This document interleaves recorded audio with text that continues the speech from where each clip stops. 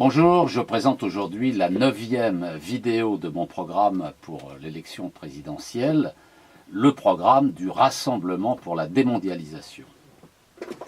La vidéo d'aujourd'hui s'intitule « Les 5 piliers d'une nouvelle diplomatie française au service d'un nouvel ordre international ».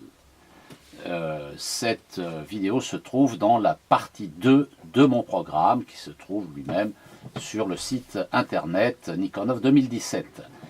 D'abord quelques mots d'introduction. La mondialisation sur le plan institutionnel, politique et juridique, je l'ai dit plusieurs fois, vise à éliminer la souveraineté des nations autres que les États-Unis. Ce sont les institutions supranationales comme le Fonds monétaire international ou l'Union européenne qui sont chargées de cette basse besogne. Les États sont même invités à intégrer dans leur droit national, y compris constitutionnel, les standards internationaux souvent définis par l'OCDE, c'est-à-dire les standards de l'idéologie néolibérale. C'est le cas, par exemple, en matière d'investissement direct étranger, les IDE. C'est aussi le cas par des prêts demandés par les pays du Sud, accordés en contrepartie de plans d'ajustement structurel qui ont détruit leurs États, écrasé les peuples de nombreux pays du Sud.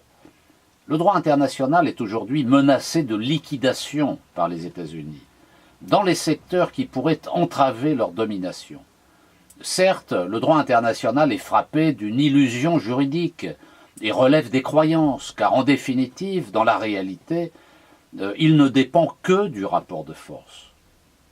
Toutefois, des avancées sont possibles sur des notions comme patrimoine commun de l'humanité, bien commun, concernant des ressources vitales comme l'eau. Autre exemple, le droit de la mer et le droit de l'espace stipulent désormais que les fonds des mers et les corps célestes ne peuvent faire l'objet d'appropriation privée ou même nationale. Encore un exemple avec le régime juridique de l'arme nucléaire dont j'ai déjà parlé dans une vidéo précédente. C'est vers ce genre de traités internationaux qu'il faut tendre. Les politiques de mondialisation menées par les grandes puissances occidentales ont visé à sortir du cadre de l'ONU tout ce qui relevait des questions économiques, commerciales, financières, monétaires, en renforçant l'autonomie d'institutions spécialisées comme le FMI, la Banque mondiale et l'OMC, l'Organisation mondiale du commerce. Parallèlement, ces mêmes grandes puissances ont dégradé les institutions internationales dont la vocation était trop sociale, comme l'Organisation internationale du travail, l'OIT, et l'Organisation mondiale de la santé, l'OMS, ou culturelles comme l'Organisation des Nations Unies pour l'éducation, la science et la culture, l'UNESCO. On comprend pourquoi.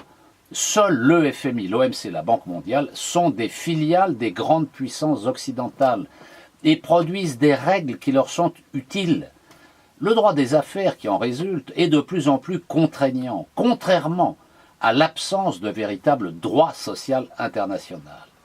L'ignorance des droits économiques, sociaux et culturels des populations est un élément essentiel des politiques de mondialisation. Les grandes puissances occidentales, à la place, ont promu les droits de l'homme, le droit de l'homisme, limité à la liberté d'expression, pas les droits sociaux. Voilà les 5 piliers de cette nouvelle diplomatie française que je propose. Premièrement, agir pour la paix, le désarmement et le droit international dans le cadre de l'ONU. Deuxièmement, nouer de nouvelles alliances dans le cadre du non-alignement de la France. Troisièmement, coopérer avec tous les pays, y compris les États-Unis d'Amérique, ceux de l'Union européenne et de l'OTAN. Quatrièmement, agir contre les empires pour un monde multipolaire. Cinquièmement, agir pour faire vivre la charte de la Havane et la charte d'Alger. Tels sont les thèmes que je vais développer dans les prochaines vidéos.